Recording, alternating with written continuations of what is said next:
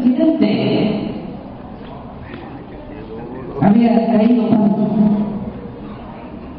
Y esto es alentador, porque lo que está demostrando es que la gente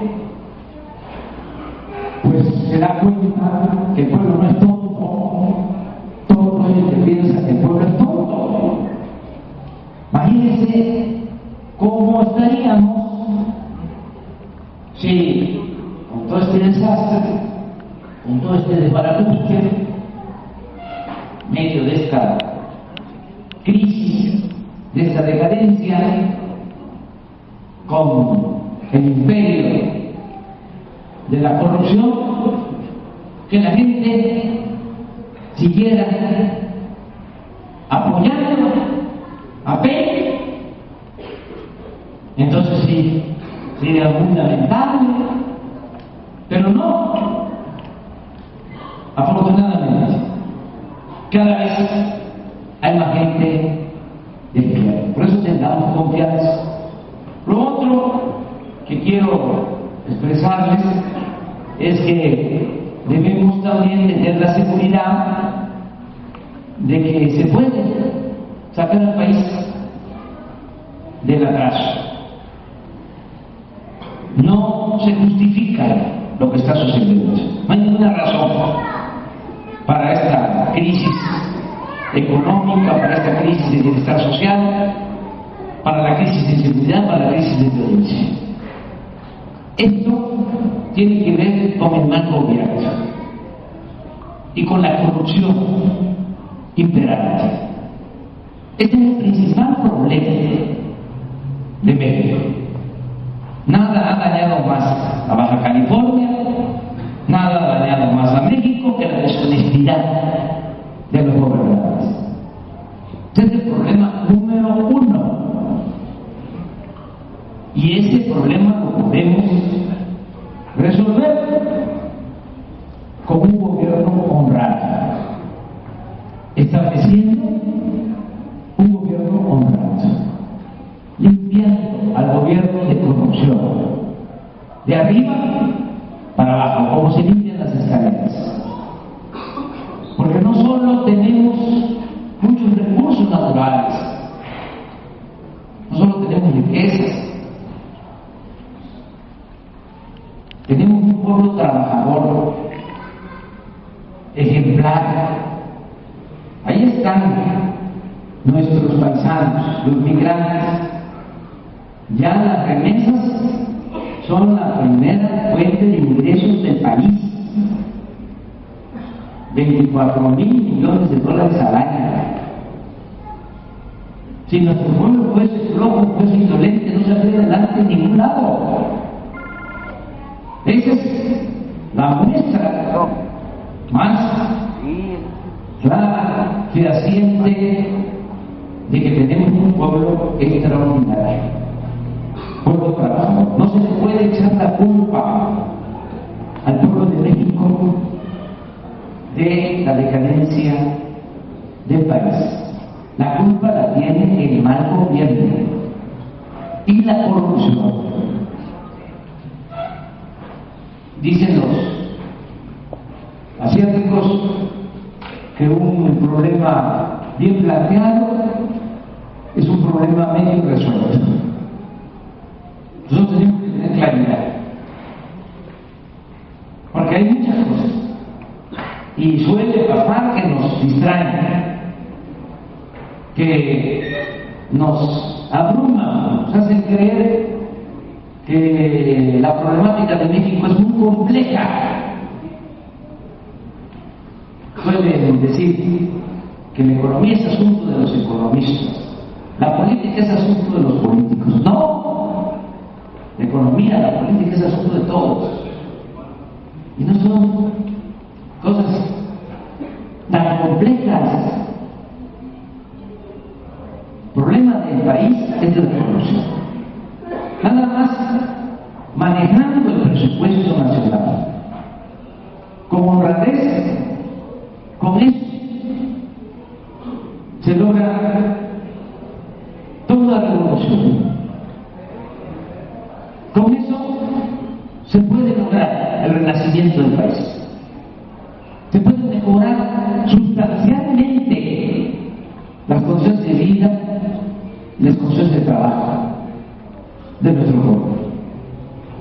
Tenemos un presupuesto este año de 4.600.000.000.000. Somos 27 millones de familias en el país. Si ese dinero se dividiera en partes iguales, alcanzaría para entregar 12.000 pesos mensuales por familia. Eso no sucede. Porque este dinero, aunque es de todos, se queda arriba. No se distribuye con justicia, no se maneja con honradez, se roba una buena cantidad de ese dinero. ¿Cuánto es lo que se roba? Yo calculo, y en esto soy conservador, que se roban el 10% del presupuesto nacional. Puede parecer poco, pero si estamos hablando de 4.600.000.000.000, quiere decir que se roban cada año 460.000.000.000 de pesos. Eso es lo que se roban los políticos de México. 460.000.000.000 de pesos. Como 38.000.000.000 de dólares. De ese tamaño es el boquete, el hueco que deja la corrupción en México. Si evitamos eso, tendríamos recursos para el desarrollo. Y eso no es tan difícil de evitar. Por eso hablo de que no es tan complejo. Depende del ejemplo que se dé arriba, porque afortunadamente todavía hay valores culturales, morales, espirituales abajo, en las familias, en las comunidades, en los pueblos. Problemas arriba. No es como sostuvo Peña Nieto que la corrupción es parte de la cultura de México. Eso no es cierto. Nosotros somos un pueblo honesto. Claro, cada vez ha ido permeando más la corrupción, porque le apuestan a que todos nos volvamos corruptos. Pero hay todavía una gran reserva de valores en nuestro pueblo para regenerar la vida política. Entonces no está tan difícil. Imagínense que convoquemos a una alianza a todo el pueblo para evitar la corrupción, para establecer la honestidad, para crear el hábito, en definitiva, de la honestidad. Sería toda una revolución, porque hay países en el mundo donde no hay corrupción y por lo mismo no hay pobreza. No estemos pensando que así es en todos lados. En Suecia, en Dinamarca, en Noruega, no hay corrupción, no hay pobreza. Tienen una clase media sólida. Hay más parejura. No esta monstruosa desigualdad económica y social que padecemos en México. Tenemos 55 multimillonarios que aparecen en la lista de los hombres más ricos del mundo, pero también 55 millones de pobres. Por cada multimillonario, 1 millón de pobres. Es hasta pecado social. Y por la corrupción. Es lo que ha provocado la desigualdad económica, la desigualdad social, la pobreza, la inseguridad, la violencia. Entonces, sí vamos a poder sacar adelante el país. Yo les hablo de esto y no es un asunto teórico, porque no crean que está muy estudiado este caso. Les hablo de esto porque tengo experiencia. Fui jefe de gobierno en la Ciudad de México y sé que si no se permite la corrupción, el presupuesto rinde. Aquí me podría pasar mucho tiempo poniéndoles ejemplo de cuánto ahorramos por no permitir la corrupción y por hacer un gobierno austero. Todos los programas sociales que creamos, fuimos precursores en eso. Salieron porque hubo ahorros, la pensión para los adultos mayores, la pensión para madres solteras, la pensión para discapacitados, el impulso a la educación, a la salud. Bueno, obras viales, construimos segundos pisos, nos criticaron al principio, luego nos copiaron. La diferencia es que los segundos pisos que construyeron después ya son de paga. Entonces, sí se puede. Voy a poner un ejemplo. Cuando fui jefe de gobierno, construimos 2 hospitales de especialidades. Tenían más de 20 años que no se construía un hospital público en la Ciudad de México, porque esta política neoliberal de desatender la educación y ponerla al mercado, de desatender la salud y lo mismo, viene desde 1983. Desde entonces se dejó sin apoyo al campo, se desmanteló toda la política de fomento al sector agropecuario, se dejó de invertir porque no son gastos en educación, en salud, seguridad social. Se empezó a privatizar todo. Bueno, tenía mucho tiempo que no se hacían hospitales públicos en la ciudad, como tenía más de 20 años que no se hacía una universidad pública, más de 20 años que no se hacía un reclusorio, que no se hacía una estación de bomberos. Todo eso cambió con nuestro gobierno, pero construimos en ese entonces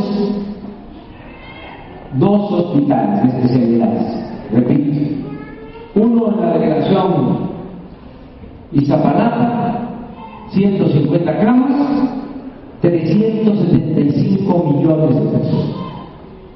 El otro en la delegación Álvaro Obregón, 125 camas, 350 millones de pesos. Los 2 hospitales, menos de 800 millones. Casi al mismo tiempo, siendo Peña gobernador del Estado de México, construyen también 2 hospitales. Ahí está. Uno en el municipio de Zumpango, 125 camas, cobrando 8,000 millones de pesos. ¿Quién cree que construyó el hospital de Zumpango? INA, la empresa predilecta de Peña Nieto. El otro hospital que construyeron lo hicieron En Iztapaluca, 7.500 millones. ¿Quién lo construyó? No, Gerard, el cuñado de Carlos Salinas de Gortari. 2 hospitales construidos por nosotros, menos de 800 millones. 2 hospitales construidos por Peña, 15.000 millones. 20 veces más. Miren lo que les estoy diciendo de manera pública, aquí están ustedes, y como lo comentaba en la mañana, hay también amigos, trabajadores que informan en la Secretaría de Gobernación para que yo sepa, el secretario de Gobernación, qué estoy diciendo aquí en Mexicali. Pues nada más estoy diciendo que Peña es un ladrón. Eso es lo único que estoy diciendo.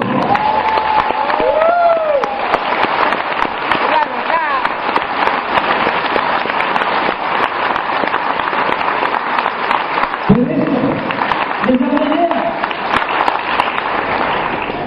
si yo estuviese mintiendo, mañana me estarían aclarando. Pero no, son muy corruptos.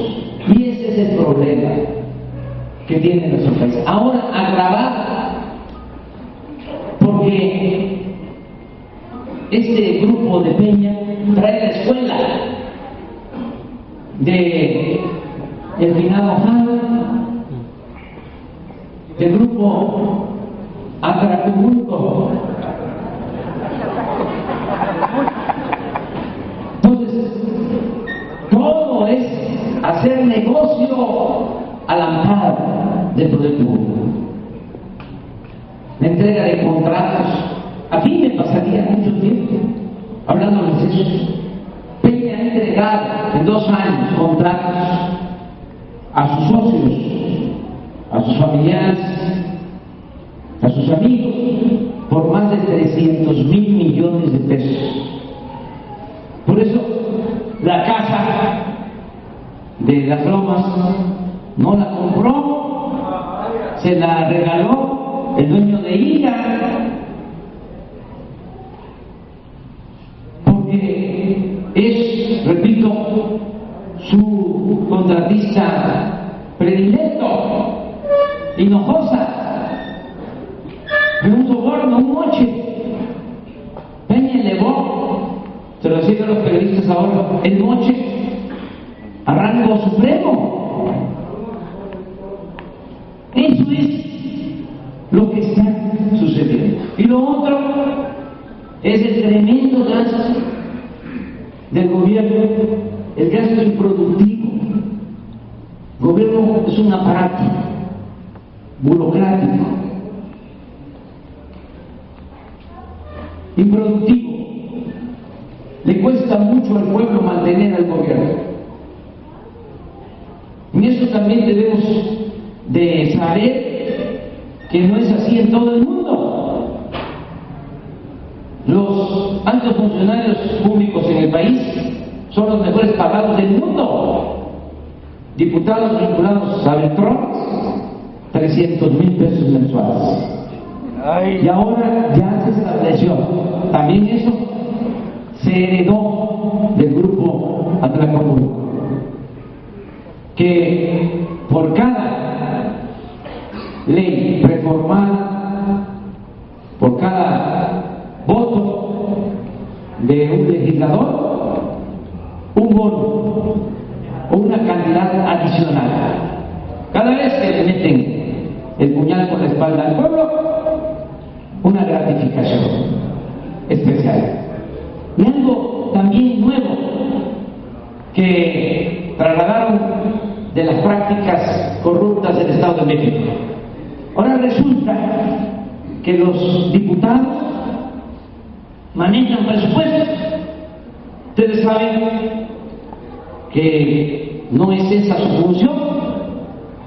Eso corresponde al Poder Ejecutivo. El Poder Legislativo, como su nombre lo indica, es para hacer las leyes y aprobar el presupuesto, en el caso de la Cámara de Diputados. Pero ahora, para tenerlos a casi todos, apergollados, les dan partidas del presupuesto a cada diputado para que puedan asignar ellos determinada cantidad de presupuesto en 3 ramas: unidades deportivas, la construcción de canchas de básquetbol, de fútbol, estadios de béisbol. Eso se los distribuyen a los diputados para que ellos lo entreguen a presidentes municipales y a gobernadores. Lo otro es la cultura. También presupuesto para cultura lo manejan diputados, ellos lo distribuyen. Y el presupuesto de pavimentación de calles, banquetas y alumbrado público. Entonces, ¿qué pasa? Un diputado tiene 30 millones de pesos, 50 millones, 100 millones para pavimento. Se pone de acuerdo con un presidente municipal, un gobernador, dice: te asigno este presupuesto, pero tienes que dar un moche del 10% o yo te recomiendo a la empresa constructora.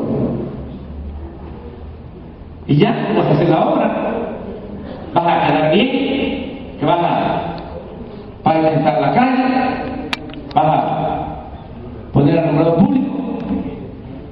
Pero a ese nivel está la corrupción. Claro, esto que estoy diciéndoles es menor, comparación de cosas que nos deben de preocupar más, que no se saben. Por ejemplo, Peña es el presidente en la historia reciente que más ha endeudado a México. Eso no se sabe. Pero Peña ha endeudado más a México en 2 años que Echeverría o López Portillo. La deuda pública de México ha crecido en estos 2 años 1.500.000.000.000. Entonces sí, es muy grave,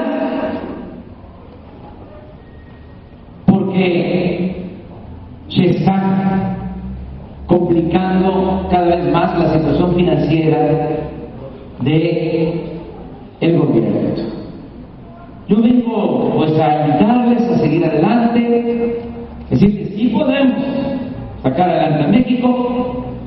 Es cosa de terminar con la corrupción y lo otro de reducir el gasto en el gobierno, que no haya esos sueldos de 300,000 pesos para diputados, 500,000 pesos mensuales para senadores, los ministros de la Corte 600,000 pesos. Segundo, los expresidentes Salinas, Zedillo, Fox, Calderón, en total 1,000,000 de pesos mensuales de pensión. Díganme ustedes si hay en el mundo un presidente con un avión como el que acaba de comprar Peña de 7,000 millones de pesos, un avión para 280 pasajeros. Todavía de manera cínica salen los del Estado Mayor Presidencial a decir que como ya va a llegar el nuevo avión y no entra en el hangar presidencial, van a ampliar el hangar presidencial. Ya lo están haciendo, 1,000 millones de pesos más la ampliación del hangar presidencial. ¿Quién cree que está construyendo la ampliación del hangar presidencial? Y sin licitación, asignación directa, más el mantenimiento, la operación de ese avión, como 10,000 millones. Hace un rato, al mediodía, comentaba yo que el municipio de Mexicali debe tener como 3.000 millones de presupuesto al año. Es decir, un trienio, 3 años del presupuesto de Mexicali es lo que cuesta el avión de Peña Nieto. Por eso es este movimiento, para eso es que estamos luchando, para que se terminen todos estos abusos, todas estas extravagancias. No es posible que habiendo tanto desempleo, tanta pobreza, que aumenten los impuestos y que los altos funcionarios públicos vivan colmados de atenciones, de privilegios, se den la gran vida. Además, analicemos las personalidades. Esto que hace Peña lo ubica bien. Es un pequeño faraón acomplejado y corrupto. Por eso tenemos que ir hacia adelante, buscar el cambio. Y a eso mismo, a invitarles a que sigamos adelante. Si hay salida, si vamos a lograr la transformación del país. Nos está yendo muy bien.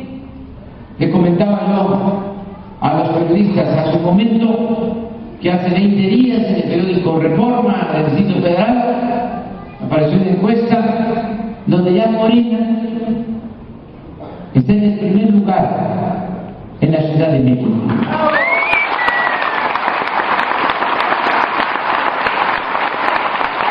Este es un buen indicador. No llevamos más que 6 meses como partido político y ya hay toda una corriente de opinión muy favorable a Morena. Vengo también a decirles que ya no estoy en PRD, nunca voy a ofender a los militantes del PRD, los respeto, los quiero, nunca me hicieron nada malo, al contrario, siempre me apoyaron. Tuve que salir del PRD porque los dirigentes firmaron el pacto por México, igual que como lo hicieron los panistas que firmaron el pacto por México, lo hicieron los del PRD, chullos y no chullos, y por eso pinté mi raya y ya no estoy en el PRD.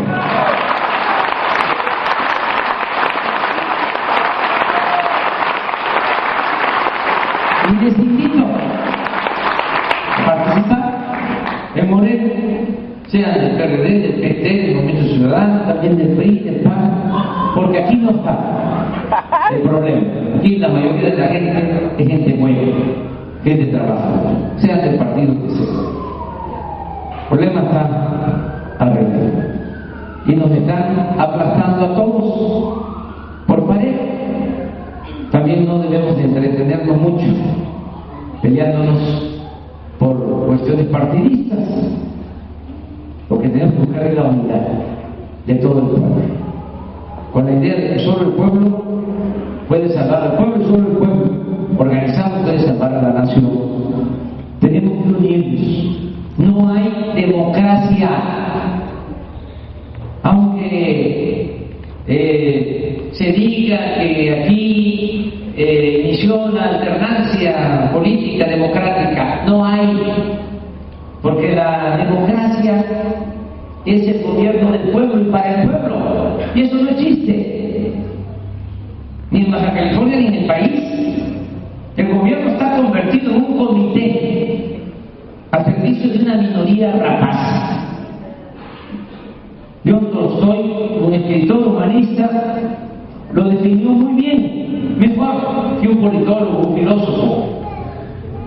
Tolstoy decía: un gobierno que no procura la justicia no es más que una banda de malhechores. Y eso es lo que padecemos en México.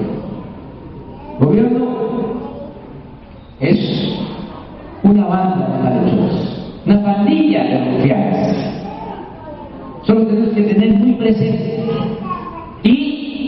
nos están oprimiendo a todos, sin distinción de partido, porque es una pequeña minoría la que se beneficia. La política económica está diseñada para favorecer, cuando mucho, al 1% de los mexicanos. Entonces, ¿qué ganamos? Con estarnos peleando abajo. Si sube la gasolina, si sube el gas, la luz, afecta a todos por igual. De modo que al que es del PRI es el PAN le hagan descuento. Si aumentan los impuestos, ahora que aumentó el IVA, afecta a todos. Si no hay trabajo, se afecta a todos. Si el campo está en el abandono, se afecta a todos. Si hay inseguridad y violencia, se afecta a todos. ¿Para qué estamos peleando aquí? Hay que replantearnos las cosas. Hay que buscar la unidad de los ciudadanos para lograr la transformación del país. Y vengo también a recomendarles, a ustedes ya la conocen muy bien, a Lupita, que es nuestra representante, Lupita Mora, que la ayude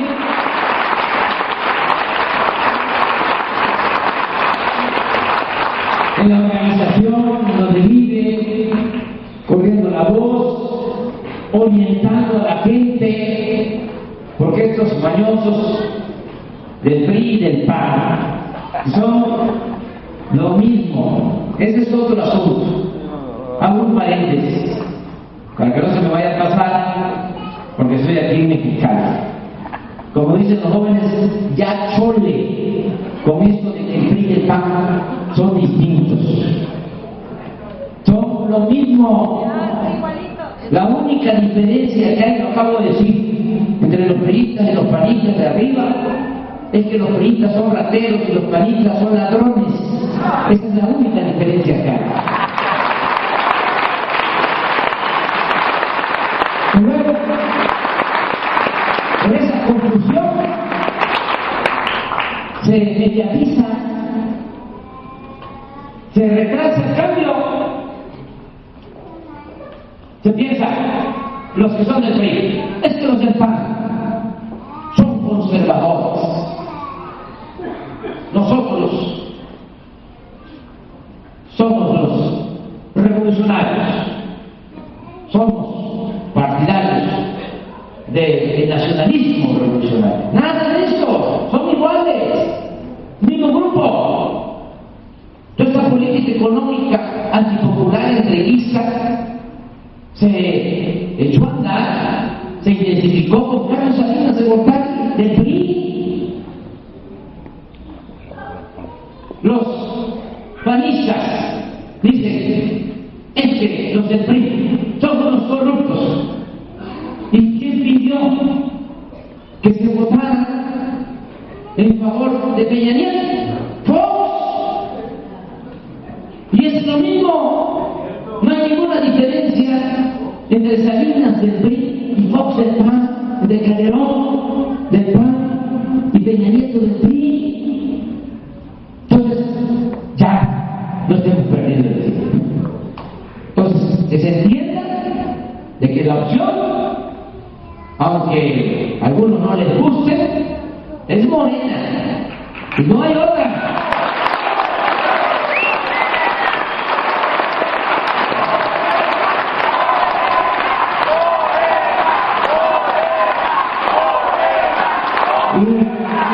Para demostrar que son iguales el PRI y el PAN, basta decir que los dos reparten despensas cada vez que hay elecciones.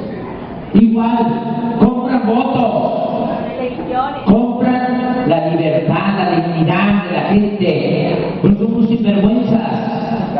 El que compra un voto, el que entrega algo a cambio del voto, es un corrupto. Y esa es la práctica que aplican en todos lados, PRI, PAN, alentar mucho a la gente, porque ese es uno de los pilares que sostiene este régimen corrupto. Hay dos pilares que evitan el derrumbe de este régimen corrupto.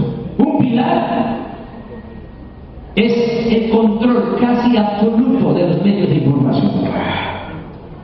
Para que quede claro, Televisa idiotiza. La mayor parte de los medios de comunicación están al servicio de la mafia del poder, con honrosas excepciones. Eso es lo que les ayuda mucho. Esto que estamos ahora comentando, ¿ustedes creen que lo dan a conocer en los medios de comunicación? ¿Medios de información? ¡Nada! La gente no sabe de que Peña Nieto se compró un avión de 7,000 millones de pesos. La gente no sabe de que compró una residencia de 120 millones de pesos, o que le regalaron o recibió como moche esa casa de lujo en las Lomas. ¡No lo sabe! Miren, todavía el 85% de los mexicanos se enteran de las noticias por la televisión. 85%. 10% por la radio y por los periódicos. Y 5% por el internet. Y se ha avanzado mucho en el internet, con las redes sociales, pero no nos confundamos. No estemos pensando que ya todo el mundo está informado. Eso está bien controlado. Nunca van a escuchar ustedes, nunca van a ver un reportaje de López Dóriga hablando del avión de Peña Nieto. Lo de las casas lo tuvieron que dar a conocer porque era un escándalo ya internacional. Pero lo dicen una vez y ya. Por ejemplo, se olvidó lo de Videgaray. Una vez y ya. El secretario de Hacienda, que también compra, entre comillas, una casa de campo en Tlaxcala, Estado de México, en 10 millones de pesos a la misma empresa, a Isla de Hinojosa. Acuérdense que Videgaray, antes de ser secretario de Hacienda, fue secretario de Finanzas en el Estado de México, recomendado por Salinas de Gortari, por Pedro Aspe y por Montiel. Pero eso no lo sabe la gente y nosotros muchas veces pensamos, no, ya, eso está en las redes sociales. Ahora está muy de moda decir eso. No, tenemos que informar, porque un pilar que sostiene el régimen es el control casi absoluto de la información. Es una dictadura que se ejerce a través del control de los medios de información. Por eso, a quienes nos representan, Casa Lupita, la recomendación es casa por casa. Tenemos que brincar, tenemos que romper el cerco informativo. Ir con un volante, así, media acá, con una foto, nos tomemos y con poco texto, muy claro. Limpiemos de corrupción a Mexicali, limpiemos de corrupción a Baja California, limpiemos de corrupción a México. Morena, la esperanza de México. Eso es todo. Casa por casa. 100, 120, 140, 150 domicilios diarios. Eso es lo que tenemos que hacer. Del otro pilar, ahí cierro paréntesis, es la compra del voto. la entrega de despensas, materiales de construcción, dinero en efectivo, tarjeta Soriana, Monex. Entonces, ayuden orientando a la gente sobre estos dos temas: el control que ejercen los de la mafia del poder a través de los medios de información y la compra de votos. Porque si se arraiga el sistema de compra de votos, ya no llegó el tren, porque ellos tienen la fábrica de pobres, cada vez va a haber más pobres. Por eso no quieren que la gente salga de la pobreza, porque entre más pobres haya, se les facilita el obtener los votos para seguir en el poder y seguirse quedando con las tajadas más grandes del presupuesto. Me dio mucho gusto estar con ustedes, me pasé de mi tiempo. No puedo, de acuerdo todavía a los médicos o a la recomendación